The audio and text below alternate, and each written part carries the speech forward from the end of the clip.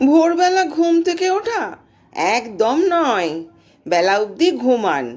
ঘুম থেকে উঠে পাড়ার চায়ের দোকানে মুখরোচক গল্প, সঙ্গে এক কাপ চা। যতক্ষণ না দোকানটা বন্ধ হয় ওখানেই থাকুন। তারপর বাড়ি এসে দুপুরের খাওয়া, তারপর ভাত ঘুম। লাঞ্চটা বাড়িতে না করে বড় রেস্টুরেন্টেও করতে পারেন। তেল মশলাদার খাবার খেলে দ্রুত শরীরটা খারাপ হবে। কিছু পয়সা ডাক্তারকেও দিতে পারবেন। পূর্বপুরুষের রেখে যাওয়া টাকাগুলো মজা করে ডাক্তারকে দিয়ে, প্রয়োজনের অতিরিক্ত খরচা করে, ধার দিয়ে যত তাড়াতাড়ি সম্ভব শেষ করে ফেলুন।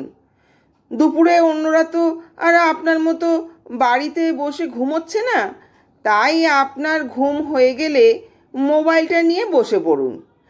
খানিকক্ষণ মোবাইলটা নিয়ে কাটান, তারপর আবার বেরিয়ে পড়ুন আড্ডা দিতে। যদি কেউ আপনার জীবনযাত্রা নিয়ে সমালোচনা করে, একদম কান দেবেন না, তাহলে কিন্তু গরিব হতে পারবেন না।